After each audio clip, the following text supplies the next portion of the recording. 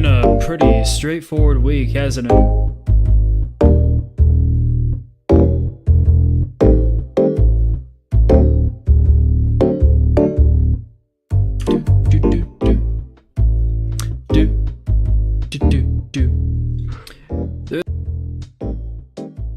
Wanted to point out to anyone who's new to PMI stuff, I'm super iffy about this ISM outperformance that we got yesterday. After going through the outlooks and I'm reading through the stuff, and I'm like, the future expectations are still pretty bad, but this PMI came in from ISM. See, it's important to know that there are two big PMIs that are out there. There is the IHS Market PMI, which is now owned by S&P Global. So it's been rebranded the S&P Global PMIs. And then we have the Institute for Supply Management, the ISM PMIs. They are two separate things. I should probably also do my little intro, right? So, here I am, I'm Joe Boss. Here to show you more about just how to do analysis on the markets. The more you learn about the world, the easier it is to get better at trading.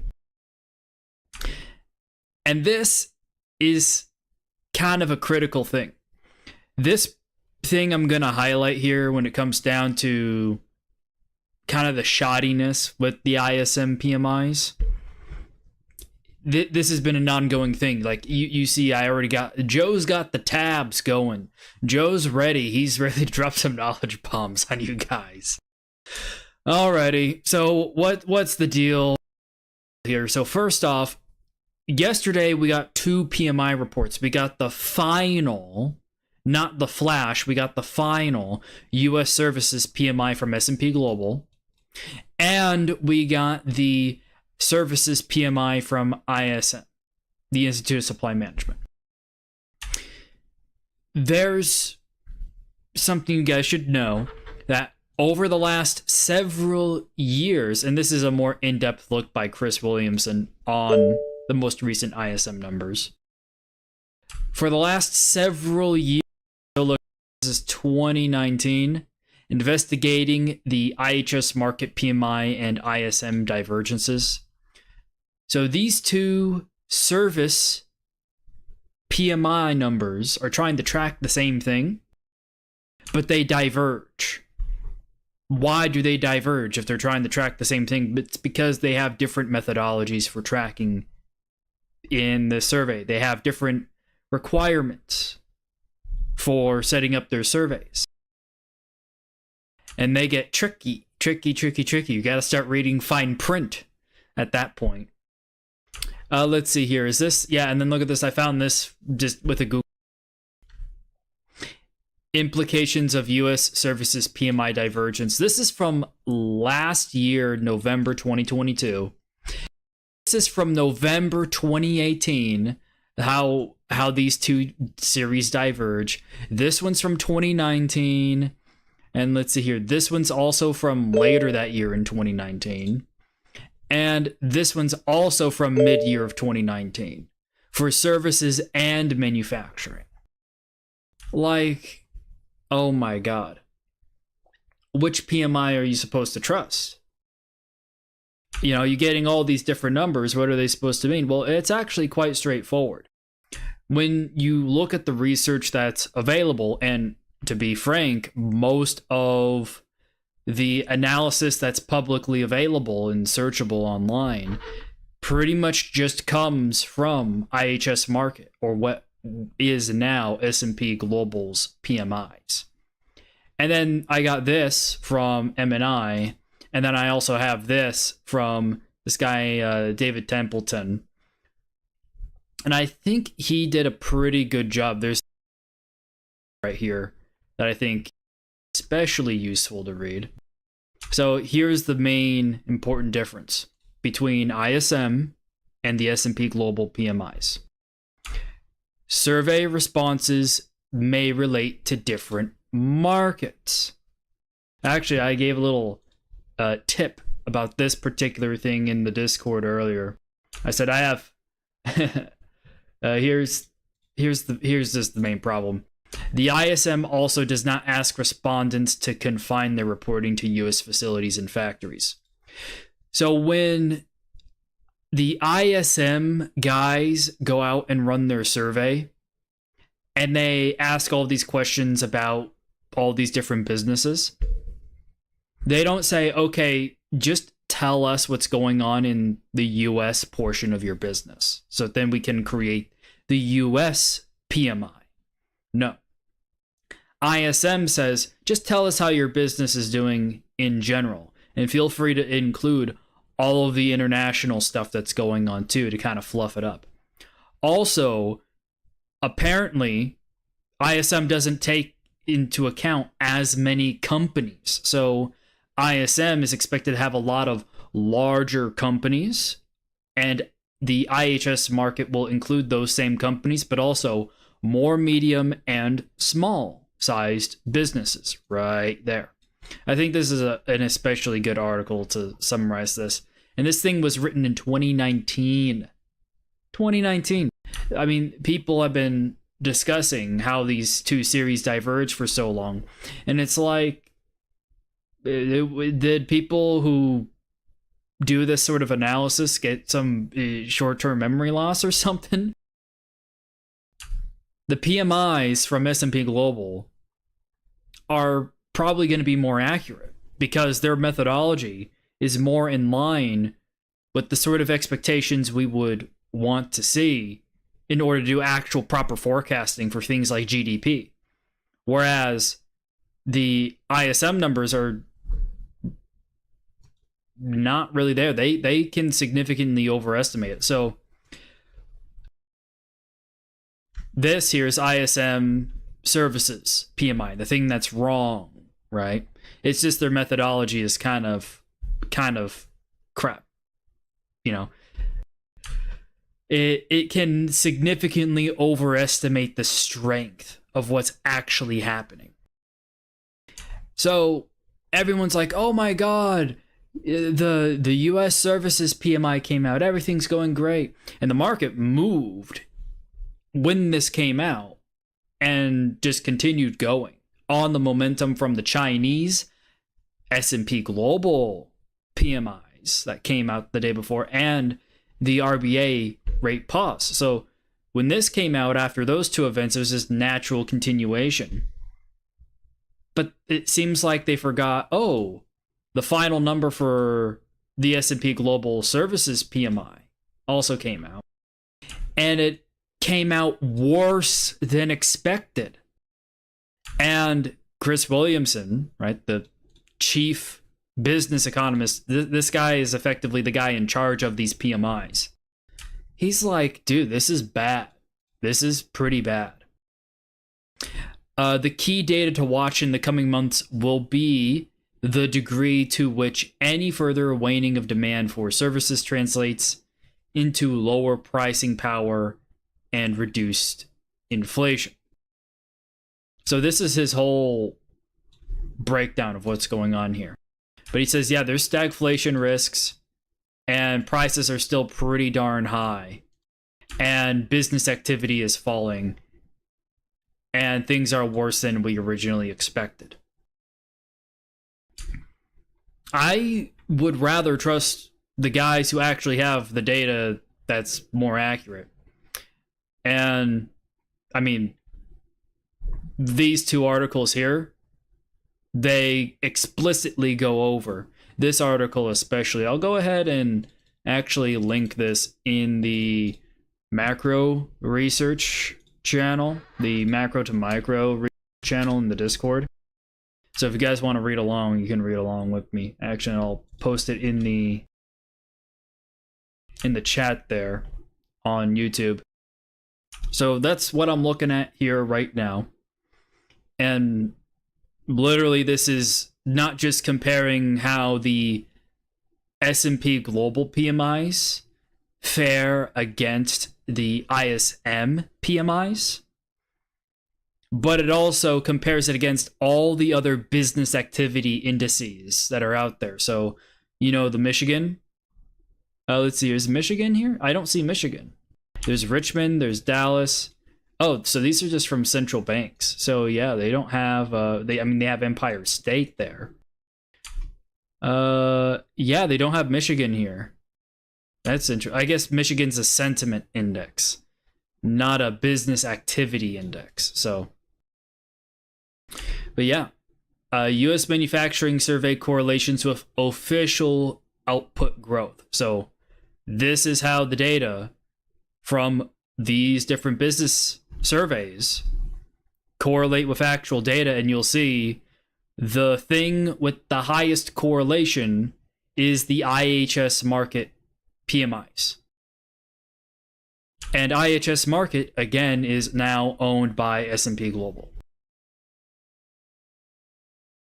So and don't get me wrong, ISM manufacturing is right there, but we've established now, just going through the little bit of research that we have, over like the last 4 or 5 years of ever since like 2017, this started to become more of a thing, the divergence between ISM and the IHS or S&P Global PMIs.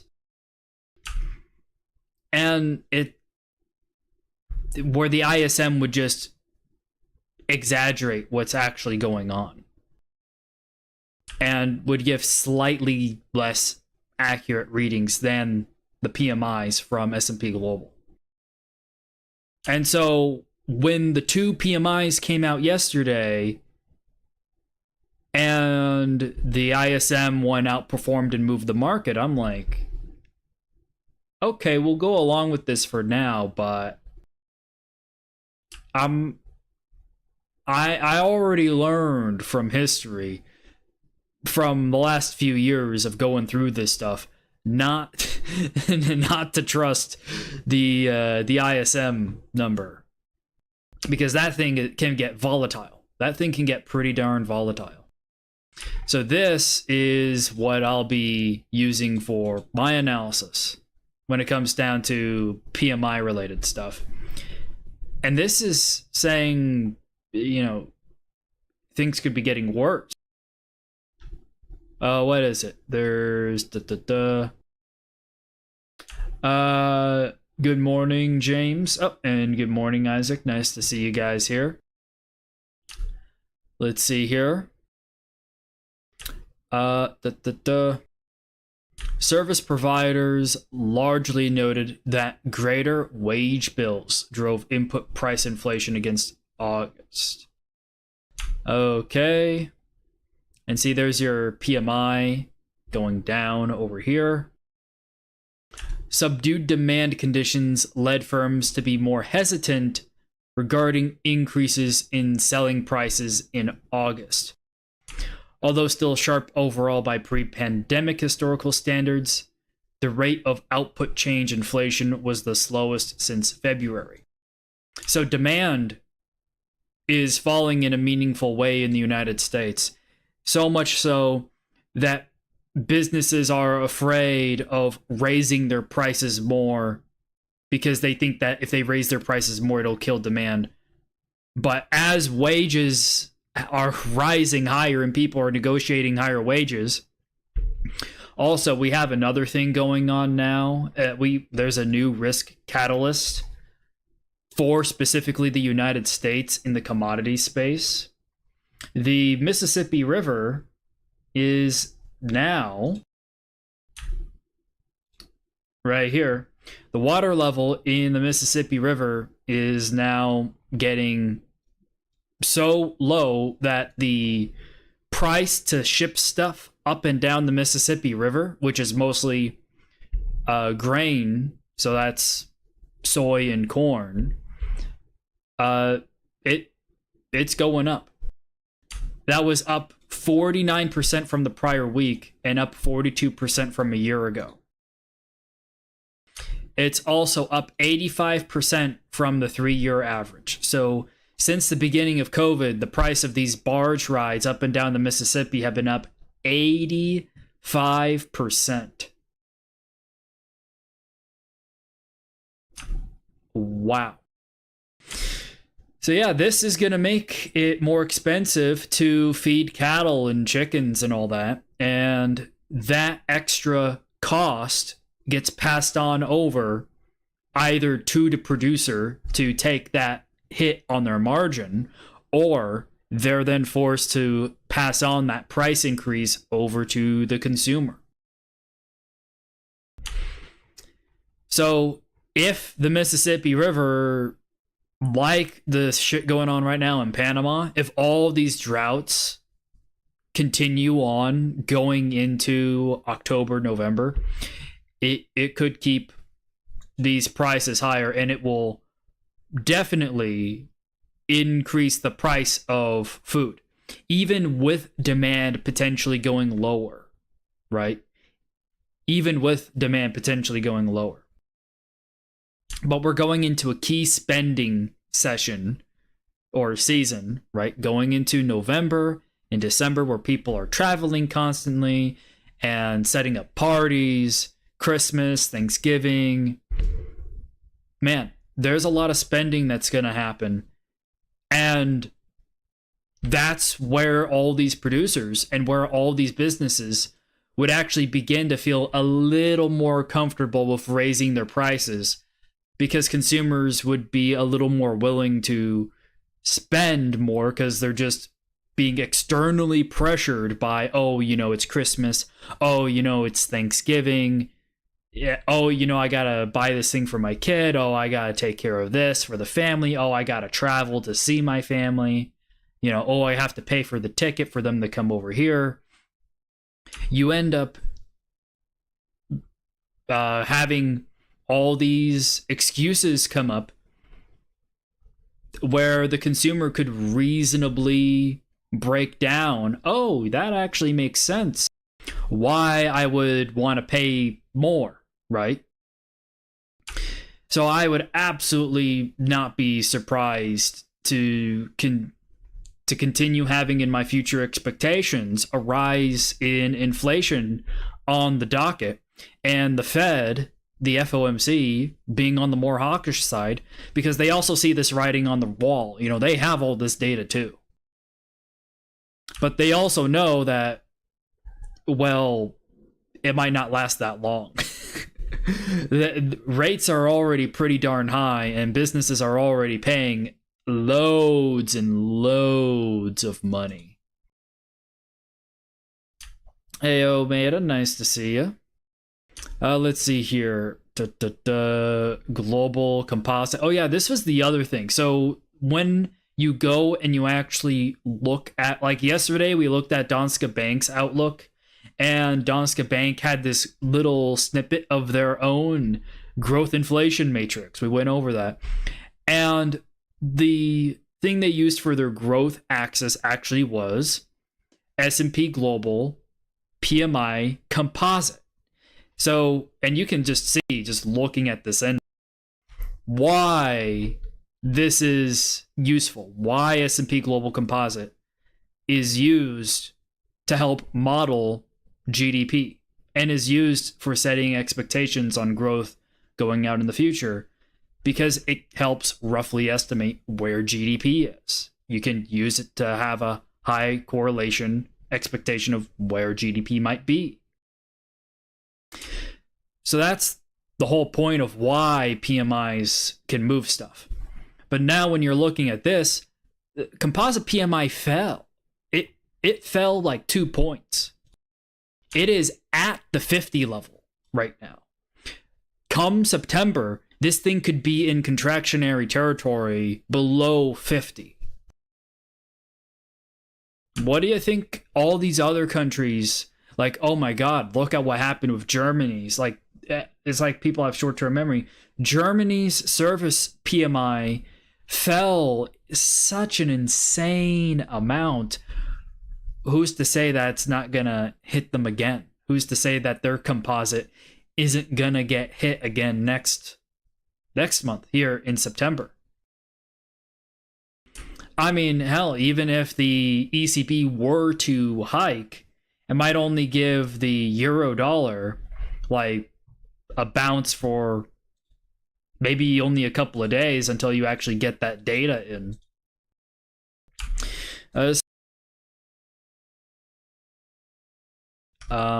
So I can, brag about the trade I showed you yesterday. Any particular charts you guys want me to pull out? Because I'm going to pull out this chart here and show you, hey, look at that. This was the trade from yesterday. I think I did this live on the live stream. And it played out like perfection, right? There's your likely high on the day. Fell down, and it just kept going. And now, oh, look at that. It hit a likely low on the day again, and maybe it hit another likely top on the day. Gee, I wonder if we're gonna have a repeat of yesterday. Let's see here. Pound New Zealand and New Zealand CAD. Oh boy. Yeah, you're on the crosses again, James. All right, let's do that. All right, so for the day, wow, this thing got hammered. But it's at a likely low. The setup would be something like this. At a long right there, with the stop there. All right, I'm done trading for the day on this pair. What's the next one? NZD CAD. You see how fast I did that trade plan? Like, it is ridiculous. And as far as this goes, this is kind of in a spot where you have a uniform setup. See how this histogram, see how this distribution is pretty flat in this area right here? This is effectively guessing where the high is going to come in at. So I'm not, if you forced me to take a trade, I wouldn't really want to do this, but you'd have to either split it down the middle or be like super tight. You'd have to be super tight on it. Yeah, and rationally thinking about it, I would maybe want to lean more on the Canadian side of things. Kitty cat scratching herself with the bell in the background. Real quick, let's load up things by percent change. Dollar CAD is moving up to here. So we'll probably see 136.7 on dollar CAD. We already did New Zealand dollar. Pound yen is the biggest mover right now. It's moved 115 pips. And it's probably going to move about another 20 pips if I have my say about it. It's probably going to go past that 183.4 spot. So let's go ahead and mark that in. 183.4. Let's go ahead and do red, timestamp it all.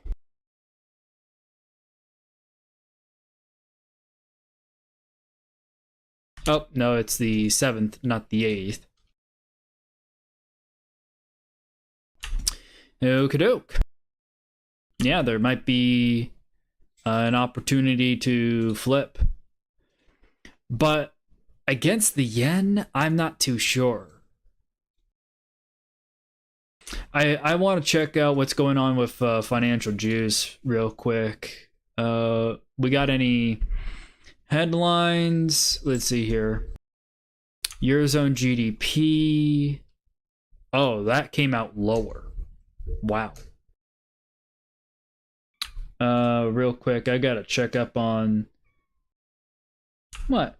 What is it, girl?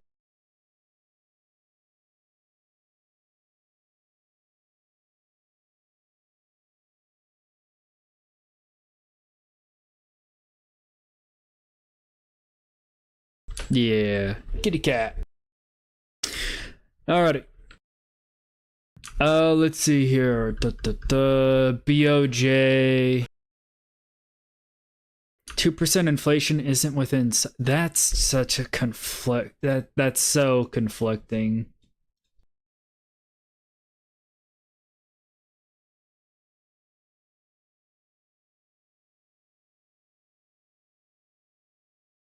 Yeah, China to strengthen oversight on iron ore prices. Man, there's actually quite a bit of news coming in here. Oh, wow. Kishida set to reshuffle cabinet. What?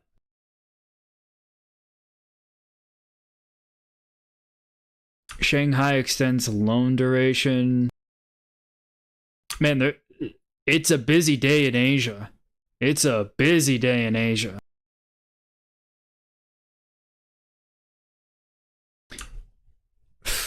Man, yen is... I mean, this has to be a pound thing.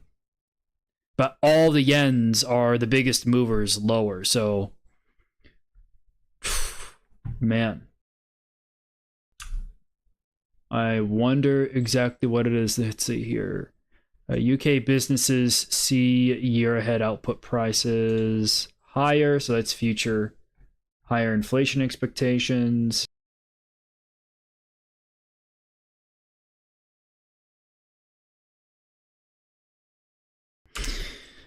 Huh. Yeah. This is not good. What I'm interpreting from this is that this move is geopolitical. There's some extra risk and extra uncertainty coming in from Kishida, the Prime Minister of Japan, and the Bank of Japan. And you have all this weakening going on in other countries right now. And you are getting 1, 2, 3, 4, 5, 6. You're getting a stack of reasons why this thing is moving here. Yeah, it's kind of in nowheresville right now. This can go as far as move another 40 pips lower, or it could be bottoming out right now. It's a guess.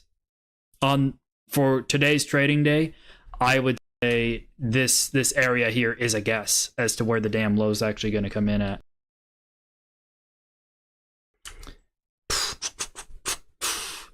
Let's see here. CAD yen. Yeah, like same situation. Either the low could be coming in like right here, right now, or it's coming in 30, 40 pips lower from here. And you might as well flip a coin. You might as well flip a coin. However, there is a setup with something like this.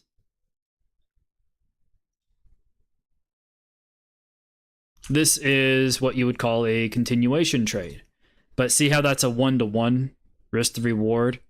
I'm not too fond of that kind of risk to reward. Especially if I'm putting 20, like maybe if I'm doing for myself like 10 basis points, but I am not putting 20 on a continuation trade for the day. No, sir, Rio. That's why you went risk off? Yeah, I'm a man. There's just too many things. There's too much dice at play here. Way too much dice here. Let's see. Euro yen. I mean, we already looked at euro yen. Dollar yen. Let's see here. Where's the dollar yen? It's moved about 40 pips. I mean, it could be at a low, but that was probably a good shot on the short side right there at the beginning of the day. And yeah, it's not the worst spot in the world to take some profit, but geez, you can this thing can become like a slip and slide.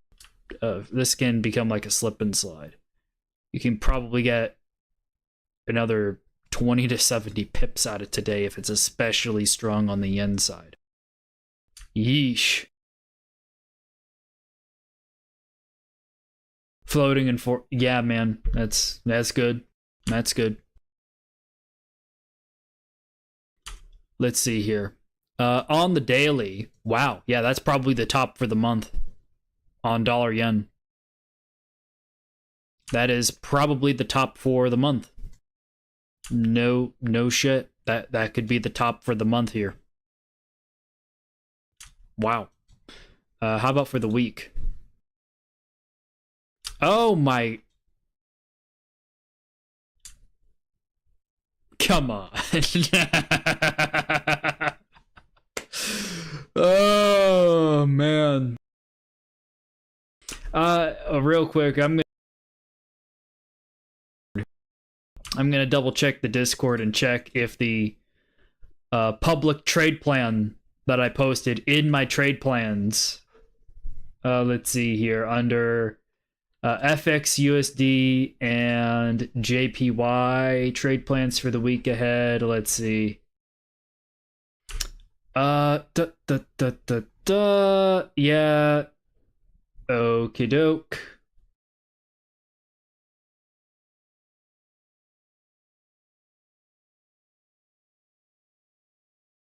So this is what I posted at the very beginning of the week. Let's see here.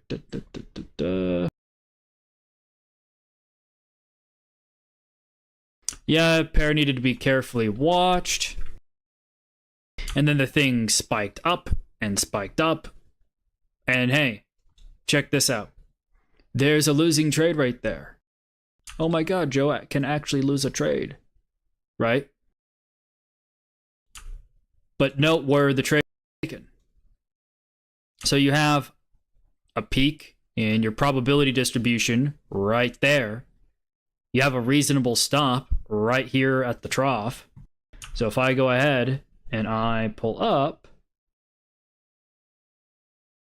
let's see here. Where is the... I'm going to need that pen. That epic pen. Alrighty. You got your peak. There's your short. And here's your trough. So the stop was here. The entry was there.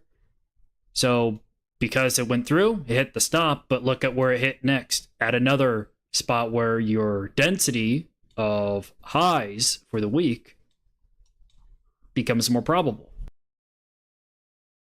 So you take another shot and you put a stop up here. So it's a wider stop, but because the volatility has to increase in order to get up to this peak in the distribution, well, if that's actually your top, the volatility down could be just as much as your volatility up if the autocorrelation is there.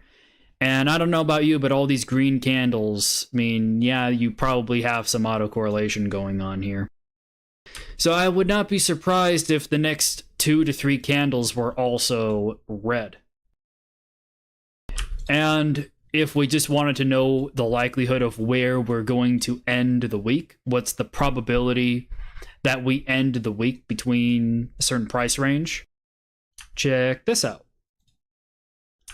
Here's your peak in your closing distribution. And if I pull this up, let's say right around here where we topped out, this is saying 83% of the time, the close for this week occurs below the price of 147.855. 83.46% of the time, you close below there. And if you were just a little lower, it's still 81% of the time you close the week below this area here. So, you know, there's only so many times I can pull this stuff up and say, you know, there's why I say 20 basis points is definitely an improvement over 1% risk, because you can, you know, I've demonstrated. You know, there are people out there who'll say, oh, you know, you got a plan to lose 2, 3, 4 trades in a row. And I'm here saying, nah, man, you got a plan to lose 10 trades in a row. You got to be prepared to see 10 trades go down. Because if you're putting on 2 trades on 5 different assets, in the matter of 24 hours, they could go pop, pop, pop, pop, pop. And you could lose all 10 of those trades at the same time, and you'll be down 10% if each one of those is 1% of your account. You'll just lose all your money instantly. So going down to basis points, going with 20 basis points per trade, now instead of being down only 10%, you'd be down way more than 10% if you were actually using 1% risk per trade.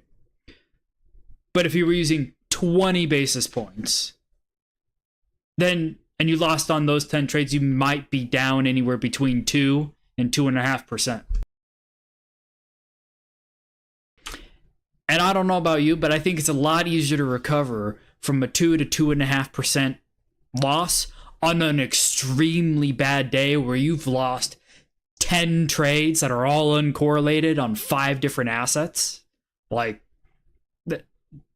of course, that's just a crazy market. That's unpredictable. A meteor hit the earth and nobody knows what the hell to do. So markets went up, down, sideways, all around, right?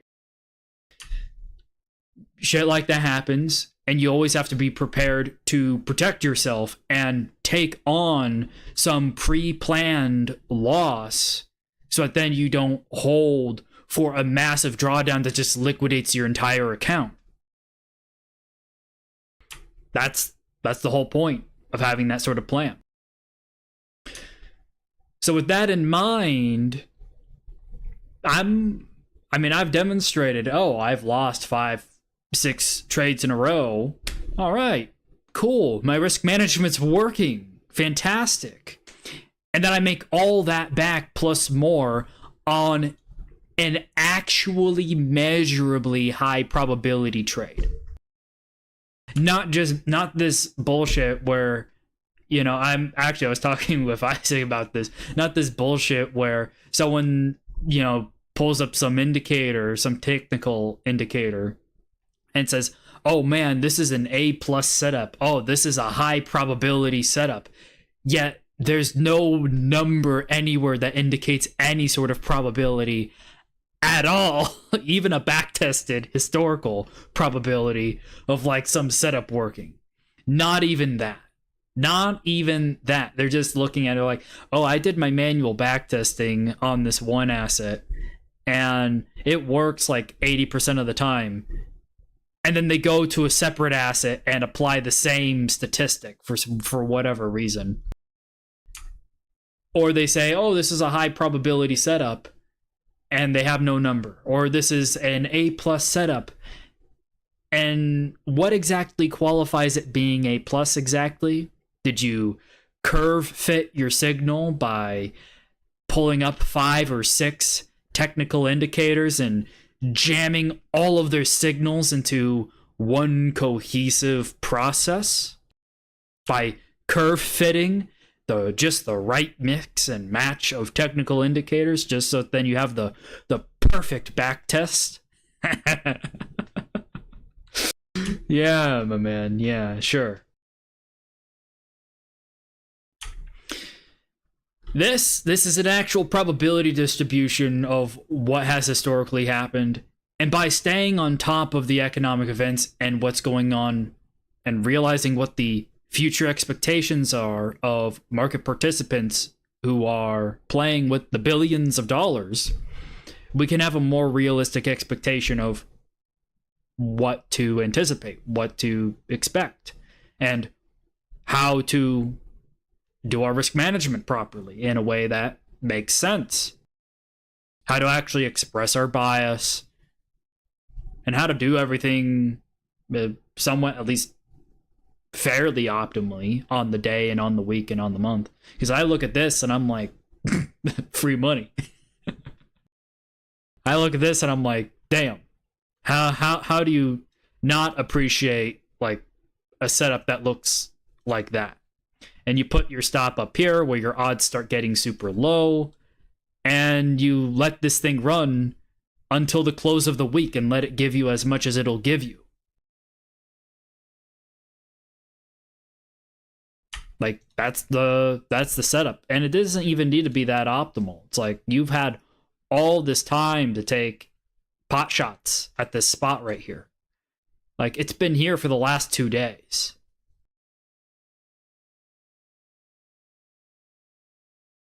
Yeah, I like the basis points. Yeah.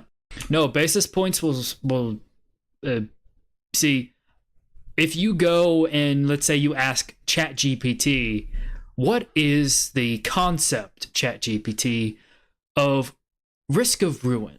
How do I calculate the probability of risk of ruin, ChatGPT? And ChatGPT will just flat out tell you, actually, a big portion of whether or not your risk of ruin is high or not is your position sizing and the probability that your trade's going to work out or not over X amount thousand simulated trades. Well, in order to figure out the first bit, which is your position sizing, the smaller, obviously, the smaller the risk of ruin, right? That's just how the math works. And then the other half, though, is the probability. Actually figuring out what is the actual probability of this thing working out or not. And this is just a probability distribution. It's just a probability distribution. Oh, yeah, so this stream's going to probably go into overtime. Usually it's around this point I probably would end the stream.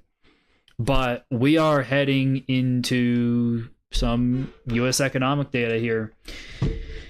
In like the next 15 or so minutes, yeah, we're getting building permits. I mean, this stuff isn't exciting at all, in my opinion. The EIA numbers probably will be useful for oil. So let's check out oil real quick. Here, check it out on a daily. So yeah, we're about to get some volatility on the oil. Oh man, and then we're having a lot of central bank speakers come up around lunchtime here. Oh yeah, and then Japanese GDP. Yeah. Oh man, yeah, today is gonna start swinging those FOMC, what is it, those CME Fed watch tool probabilities, because I still think Fed's probably not gonna hike. I don't think Fed's gonna hike, but man, if any one of them start giving a little bit of a hawkish tilt, it's gonna immediately move the market for about 30 minutes and zip on back. Oh, poor souls, yeah. Man. It's just another way that the markets will overreact to stuff. Like with that, with the ISM services PMI. There's just other things more important that are coming in here. Let's see here. Did we actually catch this?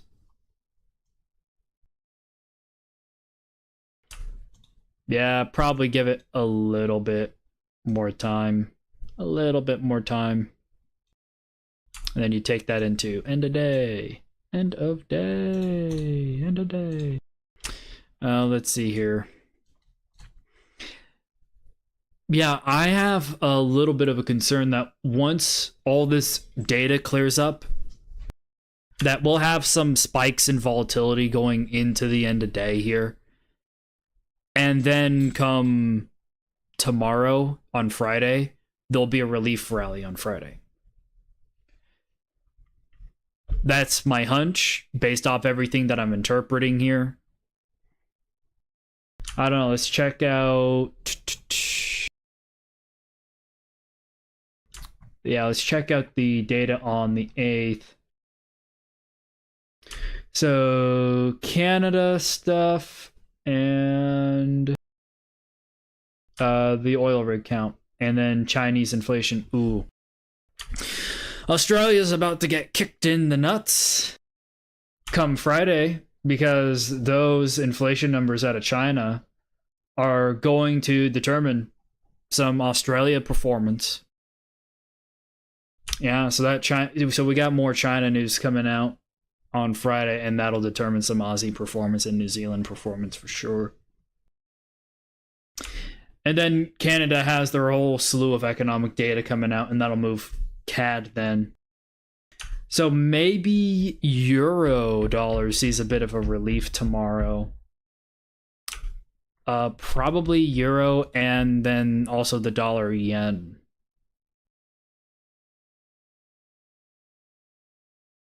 So maybe right now on the dollar yen side of things wouldn't be the worst idea in the world, you know, to go along here, but I'm not too sure if that's gonna be the smartest thing. I'm gonna lock this in though. The reason why I say this might not be the smartest thing is explicitly because of the end of day volatility from the macroeconomic events coming up here in like literally the next 12 minutes. You could zip on down on any more yen strength. But as I'm starting to rationalize through thinking through this stuff, I'm like, you know, if you were still somewhat risk on, it's not the end of the world. No, relief rally is risk on. So the dollar would get weaker, but in this particular case, I think dollar would still continue to get stronger going into tomorrow on the dollar yen.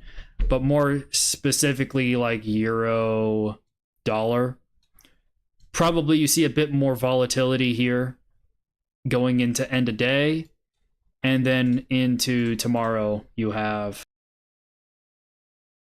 some kind of relief rally. Effectively just staying in this price range. Maybe you hit the upper peak tomorrow.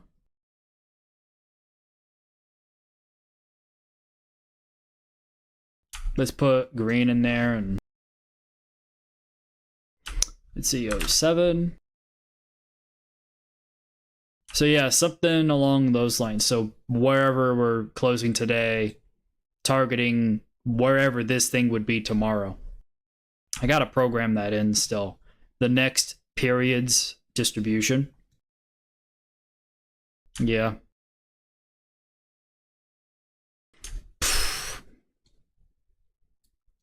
Yeah, so I'm expecting once Eurodollar moves below the 107, that it'll pop up into the end of day above 107. So kind of like a move like this into the close.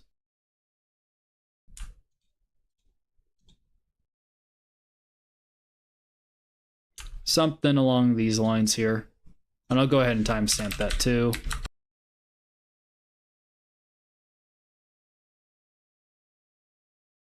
So whatever volatility comes in, I'm expecting it to wick below the 107 here on Eurodollar. Relief into that, into the end of the day here. And then relief into Friday. And then, you know, we'll then have the ECB meeting, right? We'll have the ECB meeting coming up here, right? Real quick, what's the exact date? Is the... If my memory serves me right, it's the 14th.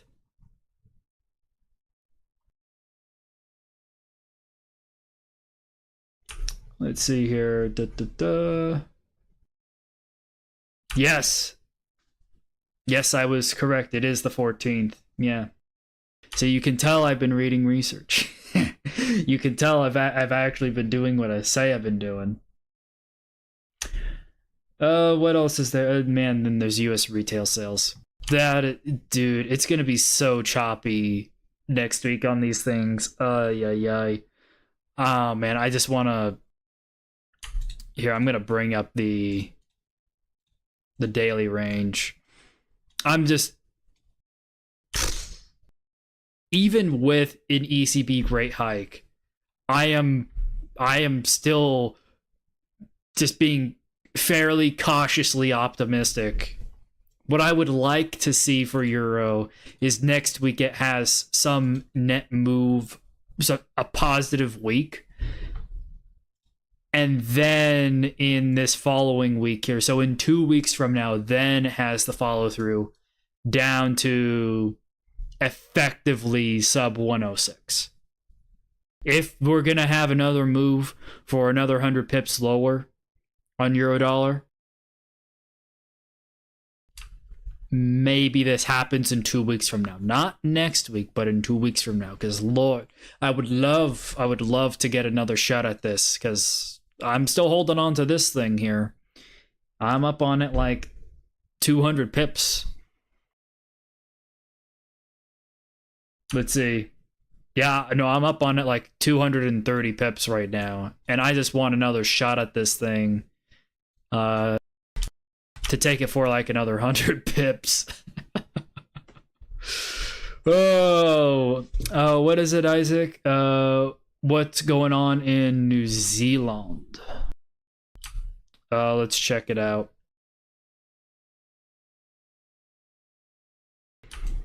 New Zealand? Well, New Zealand has the same risk where it could dump again, but I think it has a bit of a healthier rebound in store for it. I mean, based off the things that I've read, because it turns out that their their dairy auctions that they just had actually came out better than expected, so that's going to give some relief to the commodity side of things. Yeah. It's but there's definitely going to be a bit of uncertainty. And there's your low for the week. Here. We're going to bring up the closing odds, see how yeah, this thing's only going to go that my expectation is this. Just sideways, maybe a little bit more positive. Just go up a little bit more into end of week, and then yeah, give me this. Give me this into the high come Tuesday, which would be something like, what's that? 0.6 to 0.9. 0.6. Yeah, so it'd be like the 59.20 to 59.40 range. So I'll go ahead and block off that for next week. That is if we were to theoretically close at the current price. So I'd want to short up there. Oh my god, look at that. That's a support resistance area. Like, no, this is just the probability distribution of the action. No TA and no look back required.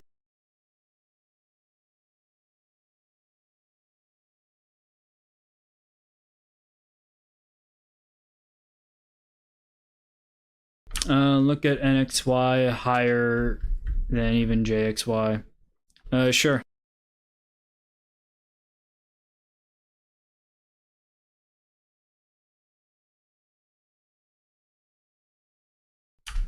I don't see NXY.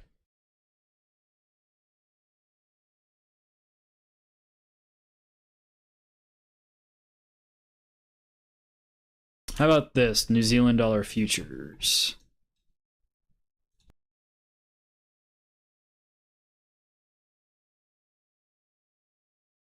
Well, New Zealand dollar futures are holding up fairly okay here.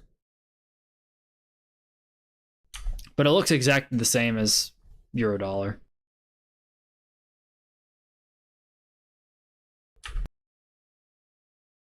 Officially now kind of bored with the stream, and we're like 3 minutes from an economic event.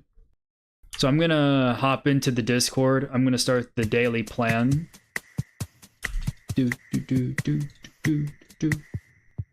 Start a stage. Da, da, da, da, da, da. Yeah, come hang out with me in the Discord.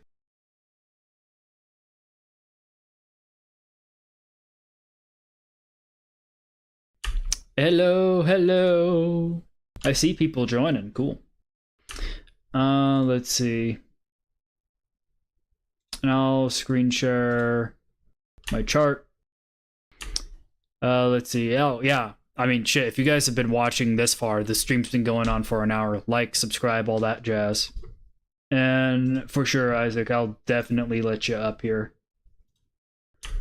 Alrighty. James said pound dollar could bounce from where it is now. I don't know. Yeah, it's in a sketchy spot, my dude. This thing could slide down another 50 pips for the week. At least based off what I'm interpreting from the distribution.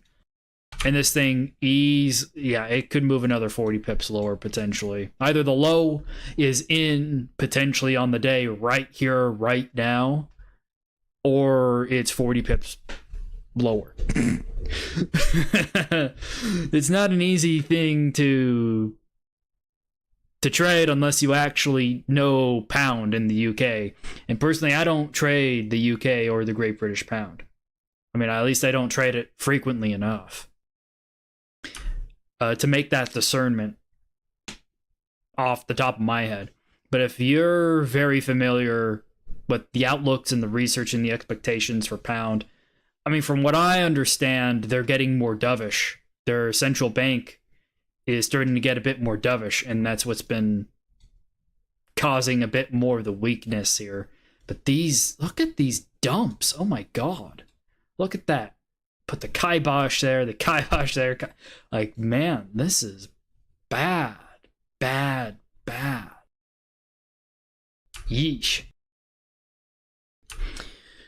Oh, what's up, you guys? Hey, James, hey, T. Isaac, I see ya. I don't hear ya. Can you hear me now? Yeah, I hear ya. What is if you go to USD JPY weekly, my bins don't look anything like yours. Well, I'm using the 3000 look back. Oh, so it's less data. Yeah, it's a little less data because on the yens have to. Sometimes you have to load only they only have 3000 bars worth of data. If you put it up, like it starts to, you'll see that. Yeah. Like, yeah, when you bump it up to 5000, you see that peak disappears, and this becomes kind of like random noise. Yeah. Yeah. If you look at, I did something really, really cool with, I'm gonna send you a screenshot. I did something really, really cool with my bin highlighting, and it makes it so much easier to read. Oh yeah, send me it. Let's see. Yeah, I just sent it to you. It eliminates some of the other noise. Oh yeah. No, I thought someone would eventually go ahead and do that. Yeah. Just gray out the tail risk ones. Yeah. Yep. That helps me set my stops a little bit easier too. But I mean, this is definitely like one reason to stay away.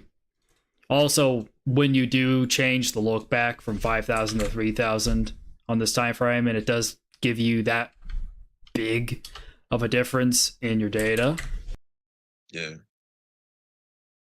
Oh, that's 15,000 on the look back. I want 1500. Holy shit. Yeah, dude. You.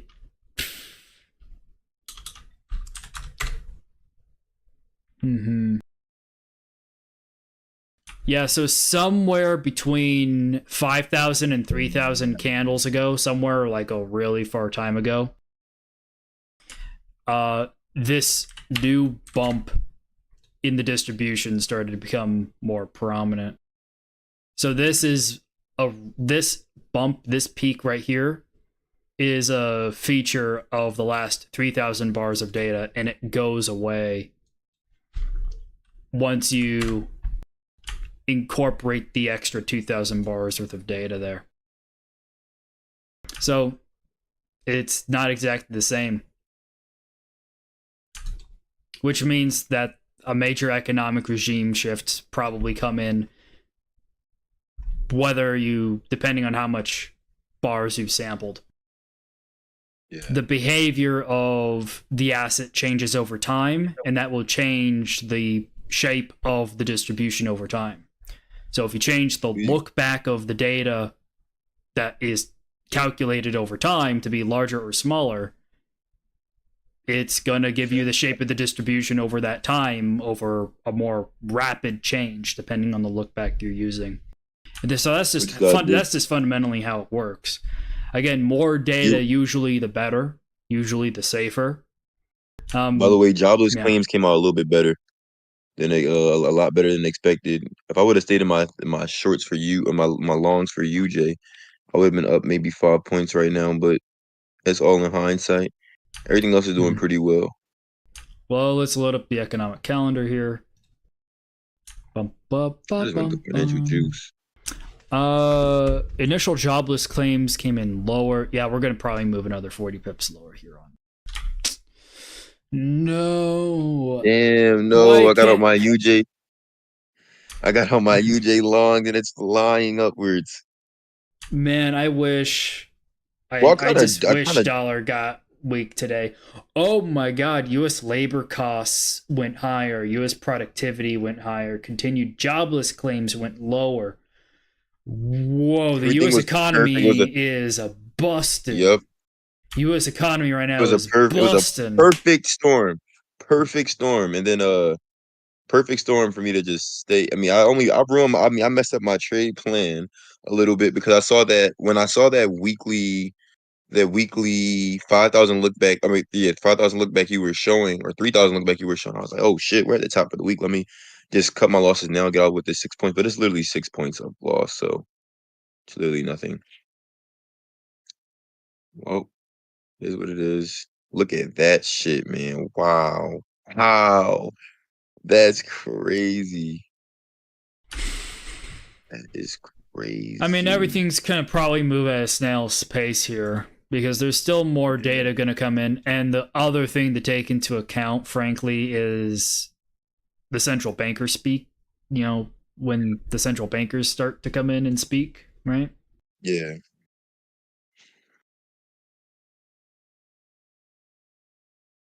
Bum bum bum bum bum bum bum bum bum bum bum. Yeah, so I'll say thanks for all the folks tuning in to the small little streamy here. But now it's like this is done. We're pretty much done now. Yeah, for the day. Yeah, man, I wish that held on to the trades until the economic data came out and then reacted to it. Yeah, I mean, as I said, I messed up my trade plan because I saw that I saw the stream and it was the top of the week, and I literally was just like last night. I was like, this has a chance of going down further, but I'm gonna just simply just stay in it because I only risked 10 points. If I would have lost 10 points off of 150, then that would have been fine. I mean, I probably would have been up now maybe 10 points itself. But dude, you see this on the dollar yen trade we did today? Yeah. I was like, if you wanted to take your shot, I mean, I already went over the economic reasons for this. Why is your bin highlighting? Are you on 5,000 or 8,000? Now it's 5 because you asked me to change it. Oh yeah. But if you look at 8K, you will see that sometimes it doesn't matter. And in this case, it doesn't really matter, right? Just the adjacent odd shows up on 5K, and then when I'm on 8K, that adjacent odd right there underneath that 5.02% doesn't appear. I would have set my stops there, but on 8,000, that adjacent odd doesn't appear whatsoever. Yeah, no, the data will definitely give you different distributions. For sure. It'll give you the same peaks, but with different adjacent odds. Oh, yeah. I mean, that's just how the cookie crumbles, my man. Mm-hmm. And you got to pick your poison for how much data to actually load in or not. And most guys will, a lot of stats guys will say, you got to load in all the historical data. But in truth, in order to have something reasonable, you don't actually need to load in the last 30 years of historical data for your 1 hour returns distribution. Exactly. But you know what's crazy? Dollar strength is very much still, especially after today. Tomorrow, I can still see some dollar strength or relief. We've had some 3 consecutive days of just dollar strength. Almost this whole week has been dollar strength. So we get a fourth consecutive candle tomorrow. That's going to be kind of pretty insane. I'm looking at the dollar index on the weekly, DXY. Coming up Wow. to a point. We're coming up to a point where it's a potential short opportunity. Well, we're getting into the end of the week. So when you start getting to these peaks at the end of the Yeah. week, it requires, like, within a 24-hour period, you get a volatile spike down. So at that point, you then have to assess what's the likelihood that you get this sharp spike down at the end of the week. Is there any catalyst? Is there anything that I'm anticipating that would cause that? And then even on the trading day, well, if I have no catalyst, I guess I'm just going to be watching the news and seeing if there's something for me to react to. But in 99.99% of cases, there's nothing to react to. So most of the time, going short here is like not the plan, Stan. Yeah, I'm still going to be longing dollar tomorrow with my normal points. Losing 6 today is 100% fine. My orders are closed. I'm definitely going to be longing tomorrow with 20 and 30s though. Especially with this little new bin highlighting, I really really do like it a lot. The only news that we have tomorrow is some Canada news, which employment and unemployment. Some German news, which should affect the euro. Yeah, and then there's Um, China stuff. Oh, I don't yeah, know if and you there's got China stuff the. for Aussie. Yeah, and that's gonna also move New Zealand. Yeah. It's gonna move Australia, and it's gonna move poor old New Zealand. Look at the they're still shorting the hell out of this. It's gonna fall another 20 pips today. Oh no. poor Aussie New Zealand. The Aussie's gonna, get its butt handed to it. Oh no. Because the New Zealanders just got, and that's on the Aussie New Zealand cross. The New Zealanders just got a bit of a relief because the price of their milk, their dairy prices spiked up, and that's what this was all for. This relief was on. But man, look at that. Taps the peak on the trading day there. There's a peak. So that's pretty straightforward. Either it's going to be a pretty flat trading day today, or you're going to make another lower low.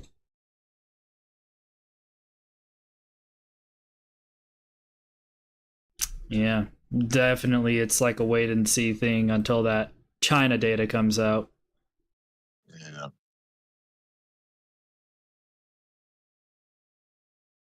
I mean, honestly, the day is effectively over right now.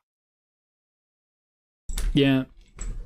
So I'm not even upset that I lost it, and I'm not even upset that I lost the 6 points. That's damn near break even. And well, you mean 6 basis points? yeah, 6 basis points. And then Let's cry over losing 6 basis points. exactly they did. But I mean, I'm pretty much sure so everything's gonna go sideways. Oh man, what good risk management will do for your well-being. Okay. I'm gonna stop the stream and we'll hang out here in the Discord for a bit and go over stuff and whatnot. Yeah. Mute myself, do the outro, and I'll be right back. Alright, you guys. Thanks for watching. I've been your boss, Joe Boss. Every day, we try and learn as much as we can about the world, because the more we learn about the world, the better we can get at trading. Alright, you guys. That's the outro music. I'll see you tomorrow. We'll see how things go tomorrow. And we'll be reading the week ahead trade outlooks in the Discord when they get sent to me tomorrow. Thanks for watching again. Thanks for hanging out in the Discord. I'll still be in the Discord if you want to hang out.